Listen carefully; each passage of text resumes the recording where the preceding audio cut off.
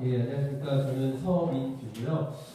제가 이렇게 오늘 귀한 우리 마음경영학회에 대해서 이렇게 제가 잘 알지 못하고 왔으나 많은 것들에 대해서 생각할 수 있었고, 참 많은 좋은 일들을 정말 많이 하려고 하고 있고, 또 해왔다라는 것에 대해서 알게 돼서 너무나도 감사를 드립니다. 실제적으로 제가 좀 맡은 부분들에 대해서 한 3, 4분 안으로 최대한 빨리 끝나려다 보니까, 최대한 3분이랍니다. 제가 3분 안에 끝낼 수 있도록 그렇게 좀 해보겠습니다. 참고적으로 저는 하나님께서 저에게 직업도 소명을 여러 가지를 되게 많이 주셨는데 그 중에 저에게 가장 소중한 건 저는 목사이거든요. 하나님께서 저를 목사로 세우셨는데 제가 아까 우리 교수님 민석기 교수님 얘기해 주셨던 것처럼 이렇게 상담에 대한 부분들이 필요하다, 그런 사람들 세워야 된다라고 얘기해 주시잖아요. 그런 부분들에 대해서 고민을 하다가 제가 석사는 제가 고대에 가서 상담심리를 전공을 했고요. 목사이기 때문에 정말 통일대회 북한 가서 목회를 하려고 준비를 하다 보니까 북한에 대해서 알아야 되겠구나라고 해서 이제 제 오는 길에 지나왔는데, 제가 나왔던 학교를 지나왔는데 제가 수시대학교에서 정치 외교학을 공부했거든요. 그러면서 하나님께서 저에게 목사인데 희한하게 통일부 공무원을 시키시더라고요. 그래서 제가 통일부 공무원을 얼마 전까지 지난 5월달까지 통일부에서 연구개발 과장으로 제가 공무원을 하다가 또 목사인데 희한하게 하나님 목회자를 자꾸 안 시키시면서 지금은 통일교육위원이라고 통일부에서 통일교육을 담당하는 그 위원들을 관리하는 거기에 이제 사무총장으로 일을 하고 있습니다. 그래서 아마 저를 불러주실 것 같은데, 제가 이렇게 목사이면서도 통일에 대한 것들을 이렇게 왜 이렇게 중요하게 생각하고 있느냐에 대한 부분들 아주 간단하게 좀 말씀드리겠습니다. 저는 이 마음경영학회가 정말로 통일에 대해서 잘 준비하고 있다, 특히 복음 통일에 대해서 잘 준비하고 있다라고 생각하는 이유는, 통일에 대해서는요 절대 정치적인 영역으로만 봐서는 절대 안 됩니다. 통일은 또 몇몇 특히 복음 통일이라고 얘기할 때는 그 복음 통일은 한국 교회나 그 몇몇 NGO에서 통일을 준비해야 됩니다라는 것들은 저는 한계가 있어요. 통일을 어떻게 준비해야 되냐라고 할 때, 통일은 모든 영역 안에서, 모든 영역, 정치, 경제, 사회, 문화, 교육, 특히 상담 영역 안에서 통일이 준비되어야 되고, 그 통일의 기반은 무엇이 되어야 될 때 우리는 복음으로 해야 됩니다라는 의미에서 마음경영학회가 정말로 통일에 대한 것, 특히 복음 통일에 대한 걸 잘 준비하는 가운데 처음 들었어요. 심리적, 정서적 토양 진단.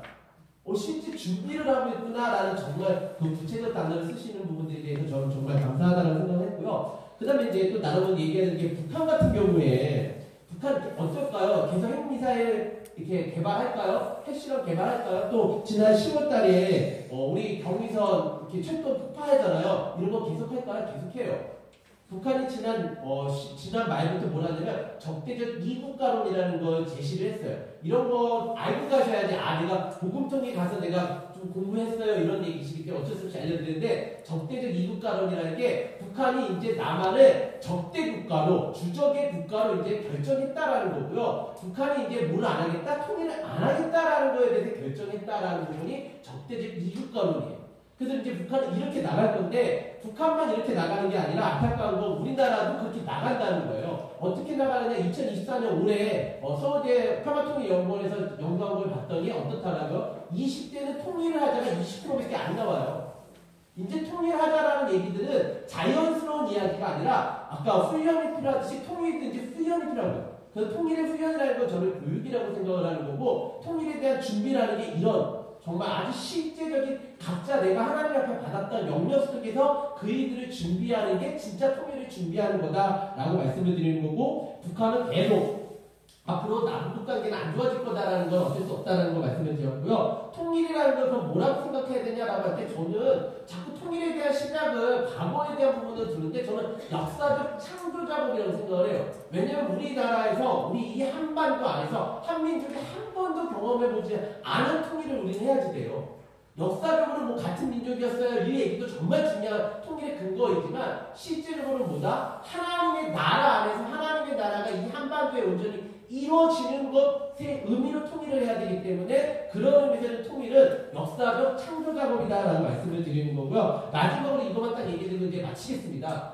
젊은 친구들은 이렇게 얘기를 해요. 결혼을 하면 끝난다라고.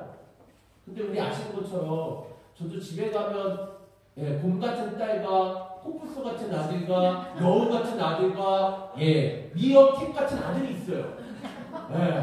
근데 이게 문제는 뭐예요? 결혼했기 때문에 끝났을까요? 아니요. 저는 하나님의 일과 우리의 일이 다르다고 생각을 해요. 하나님의 일은 뭐예요? 복음 통일을 해주시는 건 하나님 해주세요. 맞나요? 역사의 주관자이신 하나님께서 복음 통일의 주관자 맞으신가요? 그럼 이건 하나님의 일이에요. 근데 결혼 아까 같이 결혼도 있지만 중요한 건 결혼식이 중요한 게 아니잖아요. 실제로 그 다음에 어저께도 집에 가서 엄청 힘들었거든요. 지나면 가정생활이라는 게 있잖아요. 결혼생활이라는 게. 우리가 뭘 준비해야 돼요? 지금 이 학기가 그럼 뭘 준비해야 돼요? 네, 복음통일 이후의 삶을 준비하셔야 돼요. 그 준비를 어떻게 할 거냐면 대놓고 한번 물어볼까요? 나중에 통일된 다음에 북한 사람들 상담 많이 필요하다고 얘기해 주시고 상담해 주셔야 되잖아요. 돈을 어떻게 준비하실 거예요?